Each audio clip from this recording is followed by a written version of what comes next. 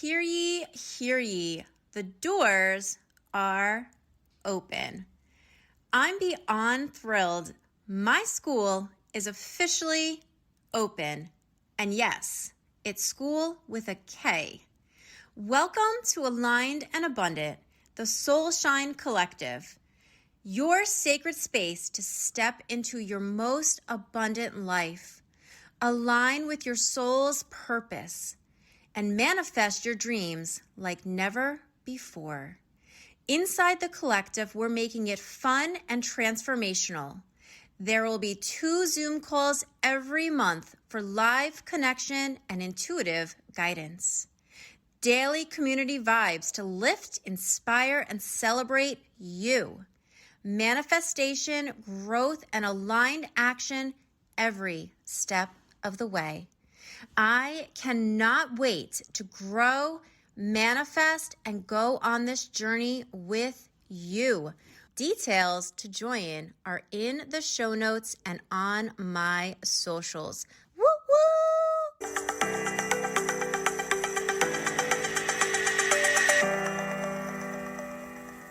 Welcome to Aligned and Abundant. On today's episode, I have the beautiful Jennifer Liss. Jennifer Liss helps heart-led visionaries get paid for being fully themselves. As an authenticity coach and business mentor, she teaches nervous system aligned growth that expands income, confidence, and leadership. Jennifer blends sales energetics, somatic identity expansion, and practical business strategy to help clients feel safe telling the truth, taking up space, and leading from who they actually are. Her work is rooted in the belief that sustainable success doesn't come from pushing harder. It comes from joyful magnetism. Through their work together, Jennifer's clients reclaim their voice, power, and deep trust in themselves, building businesses that reflect who they've become. I met Jennifer through a coaching program, and then I was blessed to get to know her even better by attending one of her beautiful retreats. And honestly, she is one of the most kindest, most authentic, and badass women who I know.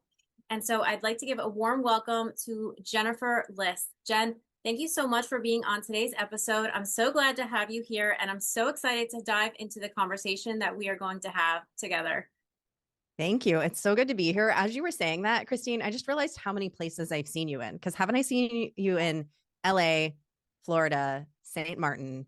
We're like meeting all over the place. Which is so funny because I literally love to travel, and I looked it up in one of my charts. I went down the Chat GPT rabbit hole, and it's literally in one of my charts that I'm meant to travel. And yeah, so the first place I met you was in Los Angeles, and I was so excited to see you there. You stood out from the crowd. You're just one of those people who just happens to. I could never forget you. Oh my gosh, I love that. I think you were one of the first people that I went up to, and I was like, I have to have a picture with you. So here we are now, like over a year later, here we are now. And I love it because I'm just so inspired by you. So I'd love for my audience to hear your story and get to know you better. And then, I mean, you have just so much wisdom to share. So I'd love for you to share all the ways in which people can find you, connect with you, and work with you. And then we'll touch upon like how you've changed my life also. Yeah, beautiful. Well, when I think of the name of your podcast, Aligned and Abundant, it's fascinating to me because that is not how I would have described myself 10 years ago at all. I was lost. I was confused. I didn't know who I was. I was feeling like I wasn't making enough money and I was not feeling aligned. So it's funny to be sitting in this place and be like, wow, actually, before we hopped onto this podcast, I paused and I was just being with myself for a moment, like I like to do before I come and meet with somebody. And I thought, wow, I feel the most content, aligned, and abundant I have probably ever felt in my entire life, but it hasn't always been that way. So if your podcast listeners aren't feeling that way, if you're listening, I totally get it. I've been on a long journey back home to myself that, I mean, it begins like all of ours as a child, just not fully understanding who I was or that I could really follow my heart and my soul. I always wanted to be a hairstylist. And I remember vividly my mom saying, that's a waste of your intelligence, because I was a very studious child. I wanted to do the good thing. I went to Catholic school. I didn't want to be embarrassed and be the kid that was getting C's because everybody knew who those kids were. I wanted to get the A's. So I was always trying to do the right thing by my parents to prove I was a good girl, the right thing at school to prove that I was smart. And there was just this moment where I went to college and I ran my scholarships out and I was like, I just want to freaking go to hair school. And I fortunately had this person in my life who said, Jen, just do it. Just do what you want to do. And I was like, that's crazy. And he was like, no, dude, just do what you want to do. And I did for 10 years and I built that business. I did hair. I built that business and I built it into over six figures, which at the time in the city that I lived in by myself with my own two hands and my own 2 feet I was standing on for 13 hours a day, I was pulling in over six figures. And I loved it. I loved what I was doing. I loved it. But there was one day that I just had this boom, like just landed in my body. I don't want to do this anymore. I just didn't want to do it anymore. And that was really scary to me because it was like I followed the thing that was the aligned thing. I followed my heart. This is what I wanted to do. And now I don't want to do it anymore. What is happening? But that sent me down a journey of going back to school. I ended up going into marketing and I finished my degree. I started working as a 30-year-old intern. So complete shift as a 30-year-old intern making $20 an hour, which is not so bad for an internship, but it was less. It was far less than I was making in my hairstyling career. But I ended up building that career up too. And I was having so much fun. I was having a blast. I was, traveling and recording ads and writing ads. And then we were filming them. It was so much fun, but I found myself again. I feel like I'm just not happy here. And so I was like, two is a pattern. Something's happening here. And that ultimately led me into the coaching realm. So we can pause there. But it's been a series of pivots. And a lot of people, I think, have this or have at least one of these experiences somewhere along the way, is what I've realized. 100%. I think that everybody is conditioned or led to believe that you should just be and do one thing for the duration of your life. And that is just so not true. And so for me personally, like I was teaching for 19 years and then I kept hearing the whispers to do something else. But of course, it's like, who am I going to let down? Am I really going to give up my pension? Every question under the sun. But at the end of the day, I was not feeling satisfied. So it's like something had to give. And what am I willing to do about it? And so I think that that just shows so much bravery that you were willing to listen and start from scratch. And that was one of the main things that would sometimes deter me is like, okay, here I am making a sort of decent salary. And then I'm going to lose like X amount of thousands of dollars to start over because you have to start at the bottom of the chain to work your way up. So I really want women to know and men also, but I really want people to know that you can start over.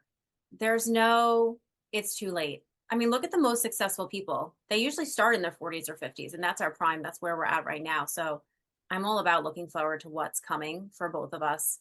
And if you're listening, it's never too late to turn around and start a new journey and a new path. And so I think being in connection with you has really been inspirational, honestly, to watch you go on your journeys in terms of finding yourself and just being the most authentic version of you. And so, how did you get okay with showing up fully as you are now? Because again, I've witnessed a lot of growth in you in terms of, well, I backtrack. So I was in your Safe to Sell program. And so you lovingly encouraged us to peel back some of the layers that were holding us back and show up as our most authentic selves on social media or have those hard conversations. And I feel like we really did grow together. And so to witness that growth and reflect it back to you is what I'm trying to do. But also, I just want to say, like, how do you wake up and you're like, oh, I'm going to do this? And I know maybe we're getting ahead, but I would just love for you to, how did you come up with that idea? Where was your heart guiding you? And how did you get that download and then just say full body, yes, I'm going to try this. I'm going to do this. Yeah, thank you for this. So, okay, a couple of things that I want to say very quickly is that we're never starting over. And I think this idea that it feels like you're starting from scratch. And even when I go back to, I started as a 30-year-old intern, what I didn't quite realize at the time that I now see, and I think this will help anybody who's trying to make that decision to get more in alignment with who you are and what you want to do, is to recognize that every experience that you've had to this point is so effing valuable. It's Yes. so valuable. And I was a hairstylist. I knew people. I understood people. So as a copywriter, Mm. I understood human beings. And so then I could bring that to the table. And it made me a better copywriter. It made me a better communicator, a better marketer. And all of those skills from all of that are now supporting me in teaching women sales and teaching women how to get visible, how to grow your business, how to put yourself out there, coaching people. So all of it. So recognize all of the gifts that you have that have gotten you to this point.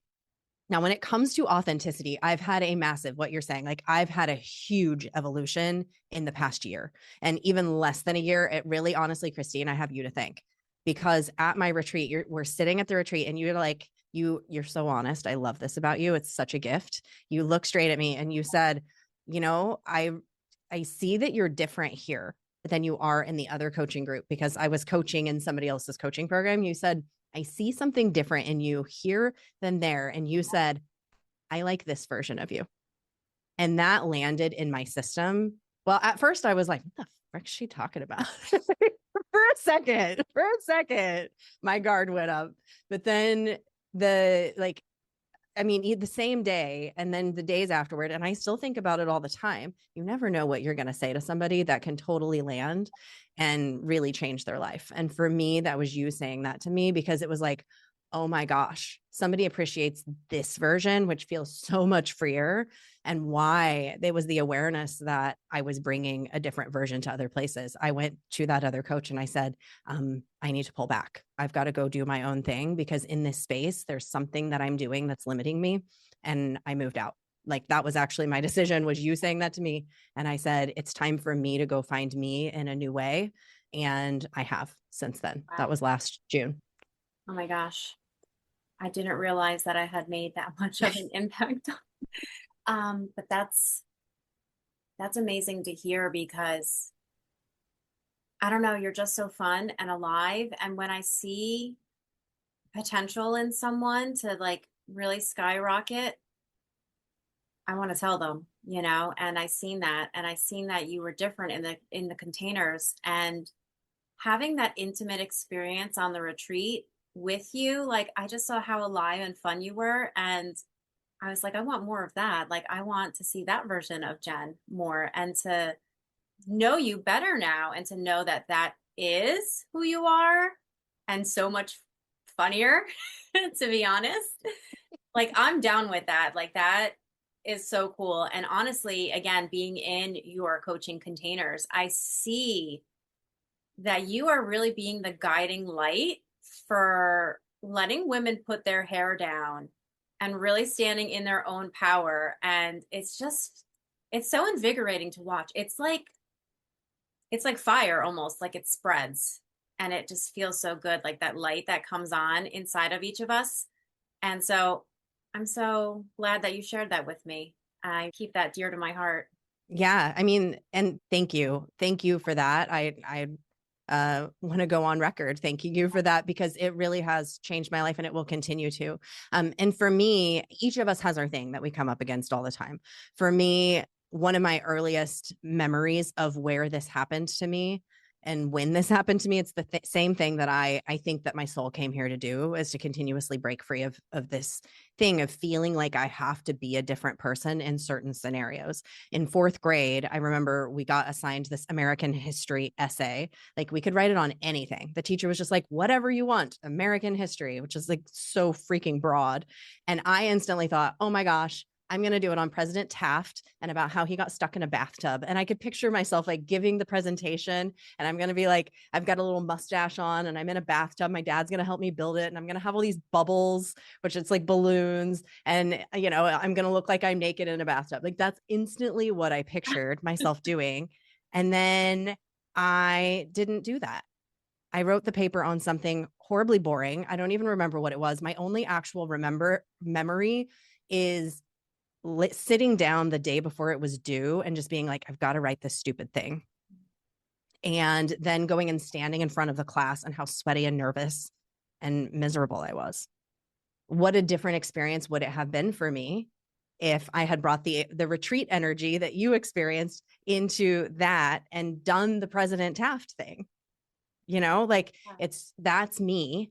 I'm always going to see it differently. When I had the most fun and actually ended up getting paid the most at my other corporate job, I had pitched a script that was so goofy. I worked for one of the biggest conglomerates in the world, and they're very serious. It's very like black box on the outside, beige cubicles on the inside kind of place. And I pitched this ridiculousness. It ends up, they put millions of dollars behind this ad campaign. We built it, we did it, it like went out there, and it was nuts. We had like the wildest photo shoot. There was like, it was funny. And so I've had this experience over and over and over. And I know that it's my gift because I'm giving it back in the spaces that I hold for. I'm giving back that, like, let your hair down, let yourself be you. You don't have to do it that way. That's the energy.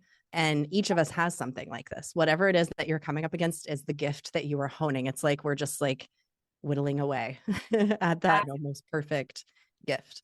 Yeah, that reminds me of, what is it? I don't even remember, but like the statue, you know, you start with the rock and it's like the Da Vinci, is it the Da Vinci? I don't know, but like the statue is already in there, but you're whittling away at it, like, and then it reveals Yes. itself. So it's almost like that. Like we're peeling back all of the layers that we subconsciously or through our parents or limiting beliefs like built up as like the armor, and now we're like taking them off and we're taking Like refining it simultaneously. It's like refining it into this beautiful masterpiece. Exactly. That's so beautiful. I want to touch upon, how did you first of all end up in sales? How did you end up in this big corporate box? Like what made you decide to go from one place to the other? Was it just like, I'll just try this out? It seems like extremes to me. Okay, let me tell you, who would have thought that this is where I would have ended up? I had to, in college, I had to go to a job fair. I did not want to go to the job fair. I dressed myself as one of the students who was going to the job fair, and I had my portfolio and my black, they told us in communications we had to wear like the black suit jacket and go to this job fair. And I remember standing outside of the doors and going, I'm not fucking going to this thing. I'm not walking in there. In that moment that I thought, I'm not walking in there, my teacher comes swinging around the corner. Gosh, you're here.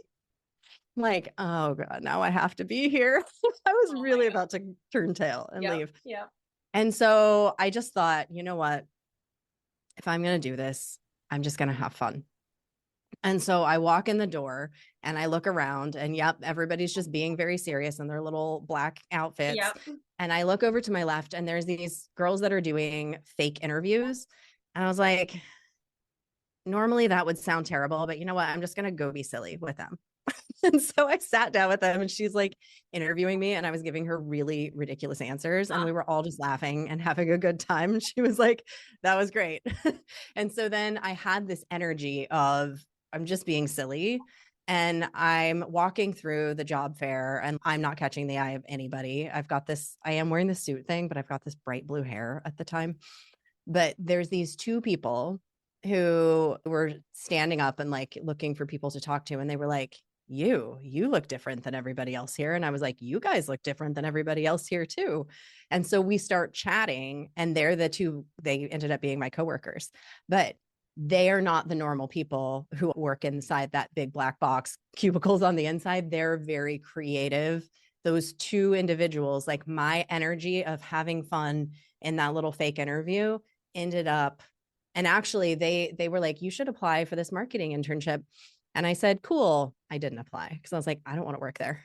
Like, that sounds terrible to me. I don't want to work there.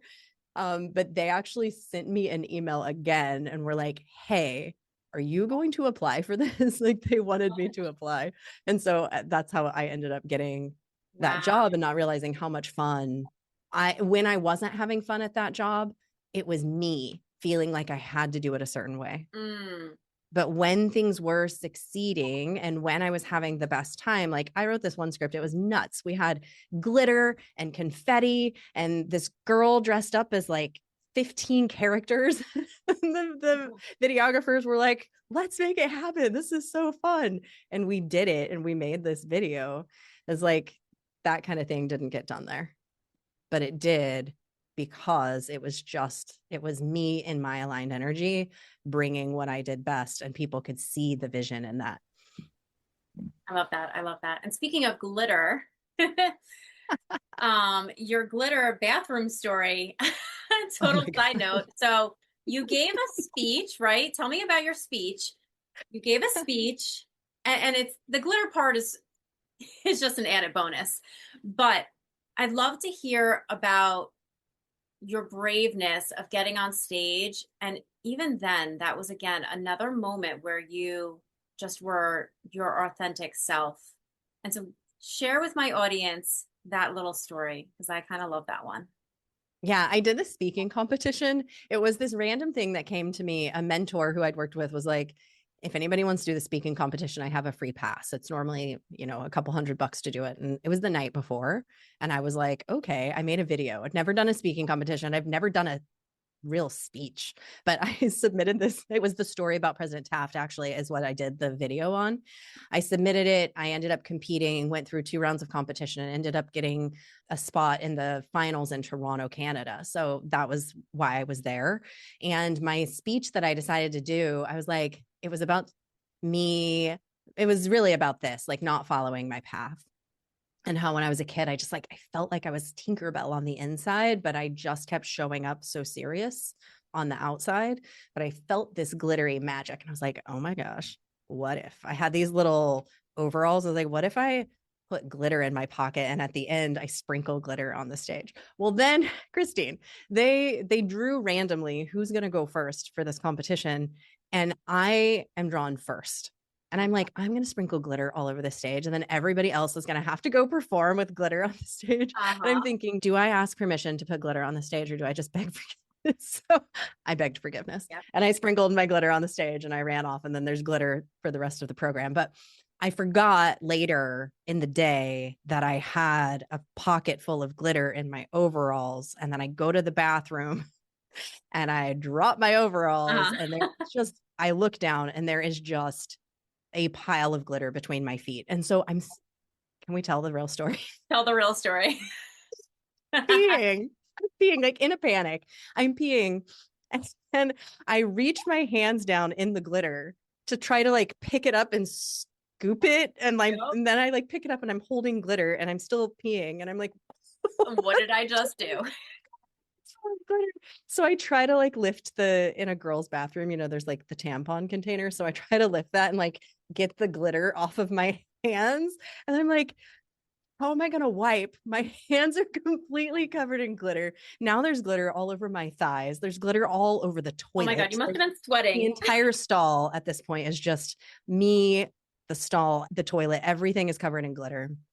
My urine is covered in, there's just glitter Yep. everywhere. Yep. And so I wiggle my pants up as best I can and run to the sink. And then I turn around and there is a trail of glitter all through the bathroom. I mean, like, there is no mistaking whose fault this is. Yep. Everybody knows. I sprinkled glitter on the stage. Everybody here knows. Oh my God. That I'm stall like was trying to clean it basically up and it's just spreading. unusable from that point forward. The whole bathroom. It's bedazzled, Oh probably my God. permanently, But honestly. that's just who you are. You leave that sparkle everywhere you go. I didn't win, but I did win sparkling the bathroom. Yeah, yeah, yeah. You won a great story for sure. Oh my Yeah. gosh, that's hysterical. I freaking love that. And of course, if it were to happen to anyone, it would be you. Right. Oh my I gosh. don't, no regrets. I have no Yeah. regrets about the glitter on the stage. No regrets. Oh my gosh. That cracks me up, honestly. And so that's what is so fun about you is because I love on our calls, we end our calls with the glitter hands. And that's just like a trademark for you and all of the beautiful unicorns that you bring into your container. So let's shift into where are you at? How did you come up with this idea? Oh, yeah. How did you come up with this idea as to opening Safe to Sell and now Safe to Be Seen? And I know there's another one that will come down the path.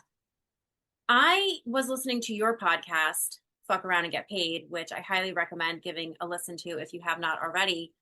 And I really love, because I also love traveling, I love that you came up with the idea of let me build a business where I can honor where my heart calls, which is traveling. So the opportunity to be able to work from wherever you are. And I would really love to hear, so many people get caught up in what they have to do or what they think they have to do versus being brave enough to start from scratch. And of course, like you said, let's honor where we've been at. Let's take all of those tools and experiences that we've already picked up. You know how to communicate with women and men because you were a hairstylist. And let's face it, hairstylists are like therapists. You know what I mean? Like, so there's Therapists. lots of good communication there. Tell me how you began to feel like I want to branch out on my own. I believe in myself enough to give this a real go ahead. And for anyone that's listening, again, we're just going to keep circling back to the preface that you can, at any point in your life, and we're not going to say start over, but start something new. We can start Yeah. something new. And so tell me how those ideas came to you. Do you get downloads? Are you just really like a strategist at heart and you're like, okay, this feels good? Like, tell me about your process a little bit of how you got there.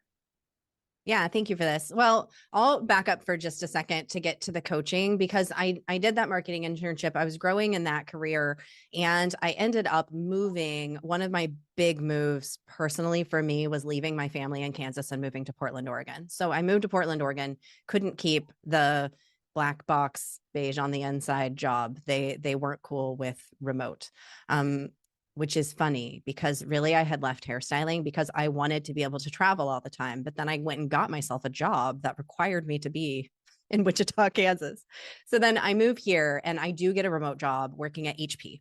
And it was really good pay that I ended up getting this job, but I was not happy. I didn't like it. It wasn't working for me. It was very obvious that that's not where I was meant to be. And so I just knew that coaching, I was already feeling this call. I'd been working with coaches. I'd been starting to really dabble in employee development in my roles as where I had gone. Like in HP, I was working in that way of things. So I knew that there was something there for me. So I was already moving toward that. But I quit that job like many of us do, like I'm going for it. I'm starting my new career. I'm going to be a coach. Here we go. And I go out there and I go forth and I have my first launch and nobody is buying anything. And I was like, this effing sucks. I hate selling. I'm like trying to send people direct messages. I'm trying to write sales copy. And I remember just laying on my bed in my apartment here in Portland and my husband's at work and it's just me in the center of my bed flopped there sobbing and just saying to God, why did you send me on this path to humiliate me? Because that's how I feel. I feel like an idiot right now. I left this high paying job to make nothing and to just feel like embarrassed is how I felt. And I said, if this is my path, you better give me a clear sign. I need a clear sign. So the very next day, I got a call from somebody that said, hey, Kathy Heller, who we both know, and somebody on her team reached out and said, hey, we need some support with something. We know that you just quit your job and we thought maybe this might be something that you have some time for. And little did I know, I was going to learn how to be a baller salesperson. That's what I was going to do, was learn how to sell. And so I just know how hard that can be. I know how when you go out on your own and you start your business and you feel like you have this calling and you have this purpose, you're feeling like you're more aligned in that way, but you just don't yet have the skill and you've got all this stuff that's stopping you from being able to cleanly show up in your best energy and to hold for the best energy of somebody else who's making a purchase with you. And so I feel like it's a moral obligation for me to share this knowledge and to have it in for posterity, anybody that should ever need it, to say, here's what to do, because I know how hard it can be. And here's what worked for me. And that's amazing because not for nothing, I believe that we teach what we needed. You know what I mean? Yes. Like we teach what we knew we needed, and then we went through with the hardships so we can best serve others. And what's important to me is also, in that moment where you felt like you had to cry out and say, what is going on? I do relate to that because it's like you feel like you're following your aligned steps. And then it's like, okay, well, I took the risk, I took the chance. Where is the proof Show that me I'm the on the money. right path? And where is the money? Yeah, because we can't survive without money. And so it has to make sense. But I also do believe that it's almost sometimes a test of our will, a test of how much work we're willing to do. And by work, I mean like soul work. I don't mean like, lock in and get down and dirty with, reading and learning. I'm talking about like our soul work. Like if life were easy, what would be the point in coming here? So that leads me into also, you are all about letting joy be the compass and letting flow and ease. And I loved your December challenge for the listeners. It was to do less.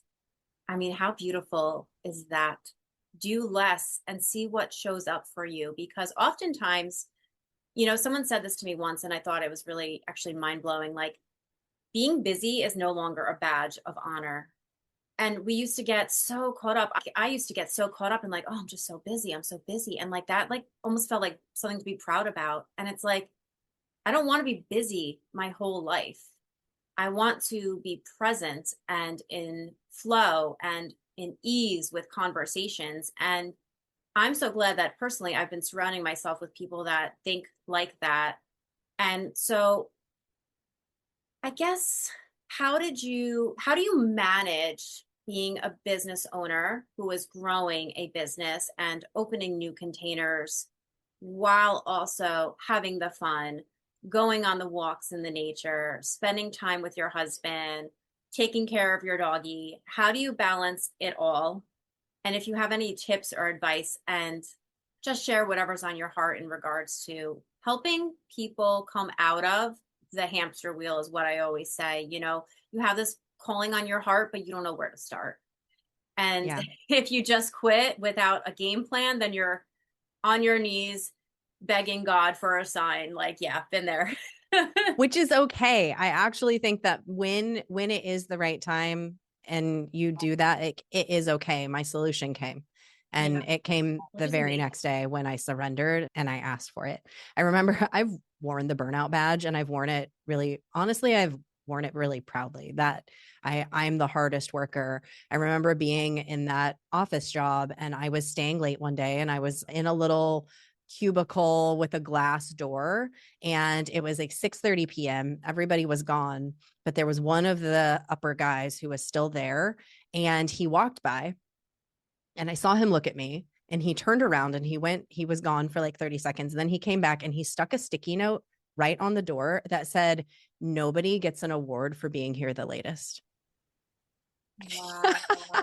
And I was like, whoa, nobody had ever said something to me like that before. And it really sat with me like, wow, nobody gets an award for working the hardest.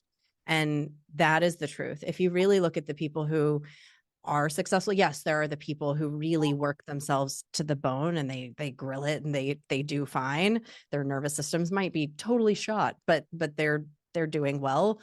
But the people who really, really succeed have understood this concept of it gets to be easy, it gets to be fun. And honestly, Christine, I've worn the burnout badge so much and I've come up against it so many times that I am just not going to do it that way anymore. It's fun or it's done. I'm either it's joyful or it's not. And yesterday, we got the best example of this in the entire world at the time of this recording. Yesterday, Alyssa Liu, the American figure skater, just won the gold. She left figure skating. She retired because she wasn't having fun.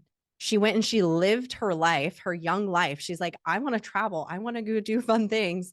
And then she decided to come back into figure skating and she just won the gold and she did it like the most joyful performance anybody has ever seen on the ice at the Olympics ever. Like she was just, I think at the end she said like something like, fuck yeah. Like she was just so fully herself and like jumping on the podium and I just saw jumping that. for actual joy.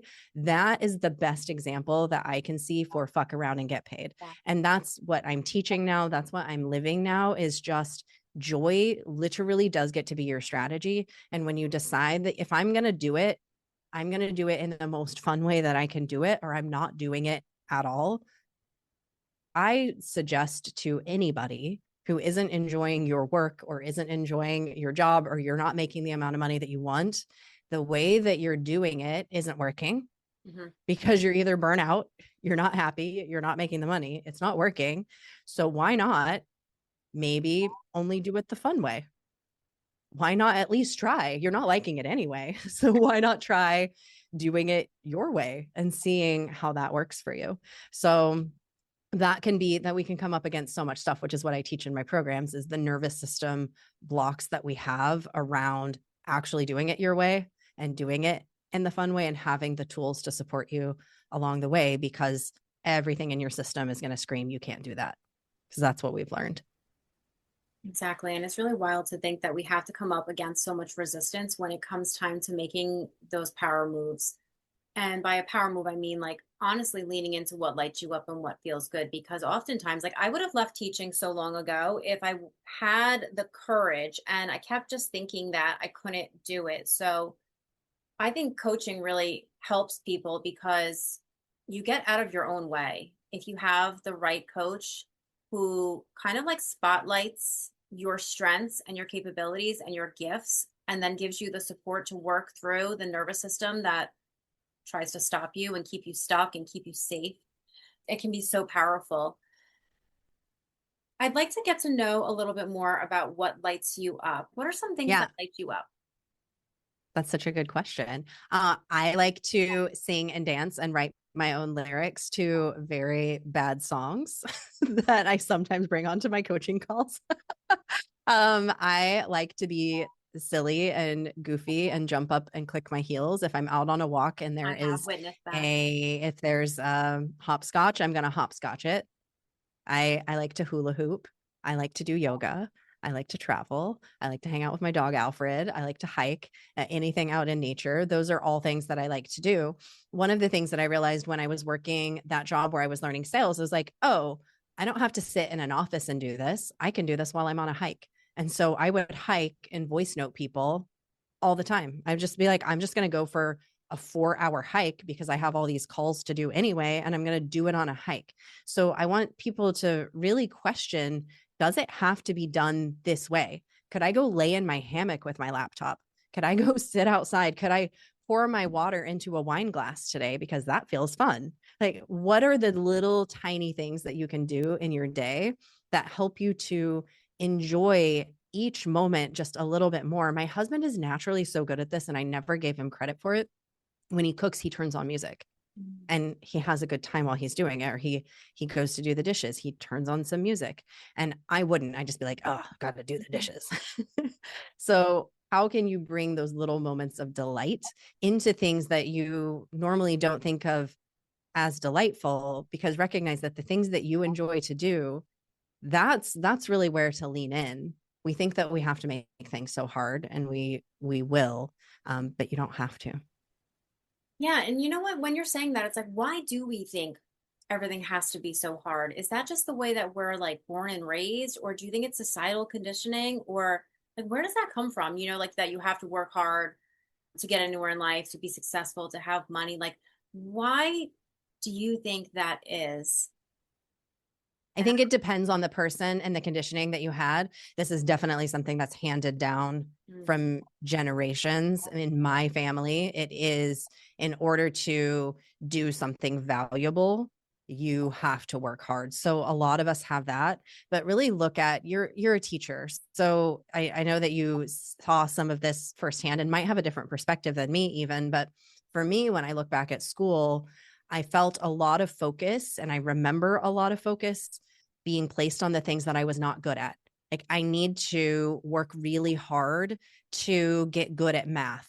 And this is the place where I have to drill down and I have to develop those skills instead of spending more time writing, which I was naturally really, really good at and liked to do. Instead, I was spending a lot of time developing skills that were not my natural innate skills. And so I think a lot of kids, and just the way that our school system works with testing and proving yourself, we do feel like we have to work at the things hard. So we do get this, in order to earn it, in order to get the A, I need to put in the hard work. And so our system just memorizes that as the way. That's the way that I get recognition. That's the way that I succeed. I think you honestly nailed it on the head. And that's what I was laughing about before. I was listening to your podcast and you were a straight A student except for one class. And how many years later are you Physics. still Mr. Maltz. physics? How many years later are we still harboring? That's one of the things that I was laughing out loud listening to, because it's so funny. When you said that in my car, I was like, fuck that guy. Um, because I had a similar experience, like to prove to myself, like I wanted to get, so for my bachelor's degree, I got a 3.97 and I was like, nah, that's not good enough. I'm going to get the 4.0 for my master's. And so my very, very last class, okay, this lady wanted to give me an A minus. And I was like, distraught, distraught. I was like, how in the world am I going to? So I fought and she wasn't budging. And I was so pissed because I worked my butt off and I worked to the best of my capabilities and it wasn't good enough. Now, I don't know why she did it, but at the end of the day, she changed my grade to the A. So I did get a 4.0, but like part of me like felt like I didn't earn it because she didn't really think I earned it. I think she just gave it to me out of guilt. But it's really curious how we want to be perfectionist. And at the end of the day, it's like that is so silly because no one is perfect. And in fact, I'd rather be around someone who's imperfect because then you feel more comfortable and like you also get permission to be yourself.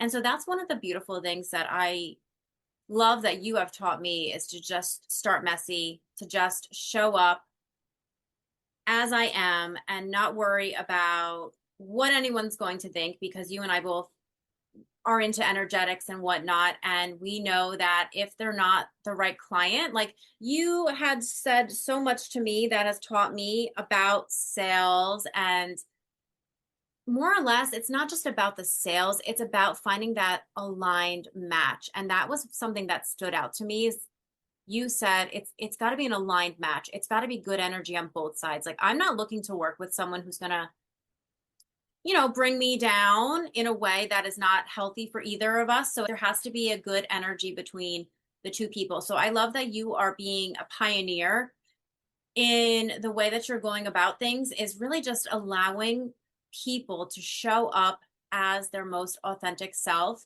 and having fun with it. I mean, there is not a single call where people are not smiling and laughing. And oftentimes I hear like, oh my God, Jen Liss, and her energy is just amazing. That's such a good call. You should know that.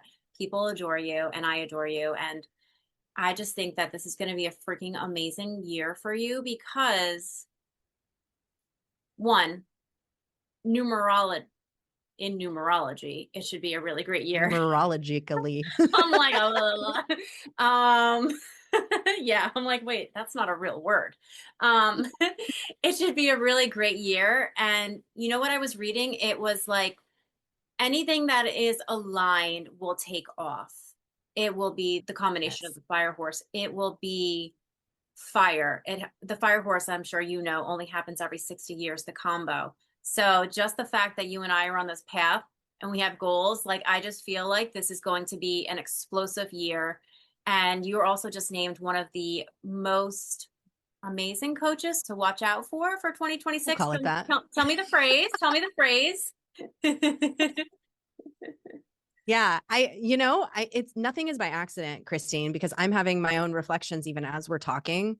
That one of the things that's occurred to me is just how obvious it has become to me that authenticity is a huge part of my journey. And since you said that to me last year, there's been an unraveling. And so, with the energy of the fire horse right now, for any of us, anybody listening, it really is about do the thing that is in alignment for you, which, by the way, joy is your strategy. If you are in joy, if you're having fun, you know it's in alignment.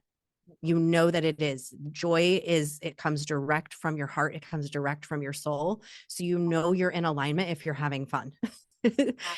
So there's something that's there for you with that. So let everything else fall away. My friend Wendy years ago said, I only do that which delights me. And I think that is the mantra to move through life with. If it doesn't delight me, I'm not doing it. And just try this for a day, try it for a week, see what happens for you. Because energetically, do you want anything that is not aligned to your joy to even magnetize to your life? Do you want anything? So when we look at energetics, that which you are being is that which will arrive for you. So the more you are, the more joyful you are, the more you will attract other people just like that will be manifested into your experience. So for anybody who has a business, we'll just dip into the sales energetics bit a little bit. Yeah. You want to think about who is the coolest person for me, Christine, like coolest person I could imagine just getting to spend time with in my business. Somebody just like you. Like that's what I want. So if I'm trying to be perfect for myself, am I going to attract you? And even if I do attract you, I'm going to attract you from a place of I need to try to be perfect. Mm-hmm. I don't want to attract that energy from you. I want to attract the authentic you that I want to hang out with in St. Martin on the beach with Yeah. maybe a pina colada or something. Yeah. Like that's who I want to attract into my business. So really think about this. Your beingness and who you're showing up as is ultimately what's going to come into your business. So be that version of yourself that you would love to see also the same people coming into your business. I think that's such a big switch when we start to operate through that energy. So that level of radical authenticity, when we can put the spin on it, that it's like, oh, that's the energy that people are going to buy from me from. If somebody buys from you from an energy of like not enoughness, then the support they receive from you is going to feel like not enough. If somebody buys from you from a place of, oh my gosh, it's so possible for me, they're going to come into your offer feeling like it's so possible for them. And then they're going to take action from that place. So energy is absolutely everything. And the way that you are being with your energy is going to attract that same aligned vibe. Thank you. I received that. I feel like it's so cool to learn and grow. And it's so funny. When I was younger, I thought at 35, I was like, I don't know, for whatever reason, I was like, 35 is it. Like 35 is when like your life is just like on repeat and everything just works out and it's all good. And then it's like, oh my gosh, I was so misinformed. You know what I mean? And and it's so funny because you're constantly learning and you're constantly growing. And then you take what you've learned and you morph it and you change it until I guess until the end. Like that's what I'm thinking now, that it just there's never not an opportunity to have fun, have a connection, share love with a friend or a partner. And so I'm learning that it's so important for me also to be around aligned people. Like I almost don't have time for people that are just like trying to be perfect or trying to convince you to buy something. And you taught me like, I could just say no thank you, because you get those random DMs in your inbox that are like, oh, I see you're a coach, I can help you with XYZ. Like that is kind of a turnoff for me. Like, side note, like you have to have authentic conversations. And that's where I was kind of going into is like, when you show up in your most authentic version of yourself, I think that, again, going back to energy, it just sends out like this signal, like this Batman signal that, like, come to me and let your hair down. And speaking of a friend that we both have in common, her Instagram is very serious, and you called her out on it and you said, you're not a serious person in real life. You're super fun and bubbly. And can we see that side of you? And that was like a light bulb went off for her, and you gave her permission, which she had all along. But sometimes we need to hear it from someone else. And that's one thing that also I love is I think that we're so good at reflecting someone's light back onto them, and then they see it. Isn't it so crazy? Like, you look in the mirror and you love yourself, but when someone reflects your reflection back to you, you see things in a whole different light. And I think that is also just being able to tell someone, like, hey, you're really good at XYZ, or I see you in this light. It can be so powerful to someone because they then see it in themselves, and then they act more authentically. And it takes off the pressure of having to perform, right? Because we see, and it's so funny. I know that you're Abel Hart, you follow him and his music. Yeah. So I've Hmm. seen that. And I But really, there's another person. He's just being himself. He discovered how to do that. And yes, now he's now he's doing so well because yes, he's like, oh, I can just show up in my grandmother's clothes. He like does yes. videos in like I mean, his these outfits strange are outfits. insane, insane. I'm like, this guy, I don't, amazing. So yeah, I love that. That's what I'm getting at. It's like, you know what? Like, I want to see authentic, even if it's a little bit crazy, you know? Yes. Yeah. I think again, I would go back to we learn to focus on the things that we're not very good at. Mm. So it's really easy to identify, oh, I need to get better at that. Oh, I need to get better at that. Oh, there's my block again. But what we aren't good at seeing for ourselves, and this is where reflectors become so powerful and where great coaching becomes incredibly powerful, is showing somebody what they are good at, showing somebody back their light, reflecting back the light. When the light bulb goes on, we miss it entirely for ourselves. We often don't see it. And that's not because you can't see it. It's because you haven't been trained to look at that. We haven't been trained to spend more time in the things that naturally come easy and the things that we naturally enjoy. We've been trained to spend time honing the things that we aren't good at. So I think that we become very powerful reflectors for one another in that way because we just are not trained to naturally see the good. Well, it reminds me of going back to what you said before. Like, you can have the A plus in math and science, but because you have that B in math, you have to focus on what doesn't come natural to us. So it's almost like that's what it's going towards. Like, where you're good at something, you're like, okay, I'm good. I don't need to improve. So then you focus on what you're not good at. And then it's like, it should really be the opposite, like what you're not good at, like, maybe you're not meant to be good at it. Like, you don't have to be perfect Yeah, at everything. Who goes to school and gets, exactly. well, besides us, who goes to school and gets straight A's? You know what I mean? Like, But what? those of us who did and made that our focus because it felt like that was the focus, people like you and I are really meant in this second part of life to realize for ourselves that was so effing stupid. Like I didn't No, need to that's what I'm do saying. that and Yep. help the other people who also are breaking free of that as well. You can do it messy. It's actually a heck of a lot more fun when you just go put your hands in the mud and make a mess than when you try to get it perfect. Yeah. 100%. 100%. I was definitely kidding around when I said perfect, because perfect sucks. Who wants to watch a movie and you have the perfect characters? No, that's not interesting. You want the person that went through the struggle, had the epiphany, the breakthrough, and then they're the hero at the end? And the Yeah. hero is always going back home to yourself. Like, the hero is always returning to who you were at your core that you just kind of fell away from? And then being unapologetically imperfect. That's my hashtag goal right now. Unapologetically imperfect. Oh my gosh, I love it. We need a t-shirt. We I love it. need a merch line. Stat. Well, this has been such a beautiful conversation. Tell my audience where we can find you, what ways they can work with you, and where they can follow you on socials. Yeah, thank you so much for that. I would encourage anybody, if any of this has sparked any interest for you, go to jenliss.com/quiz. You can take a quiz that's going to help you to understand your natural energy that you can work with. So that's the best place to get started. I've got a beautiful community where we do this work together called the Expansion Room. So you can always check that out at jenliss.com. But go take that quiz and then let me know what you get, because I would love to hear. I love that. I love that. And I can vouch the expansion room is such a cool place to be and such a fun vibe. Well, thank you so much for this conversation. You're such a light in my life. And I'm so glad that we finally had this opportunity together to chat on my podcast. So fun. Thanks for having me on. Thank you.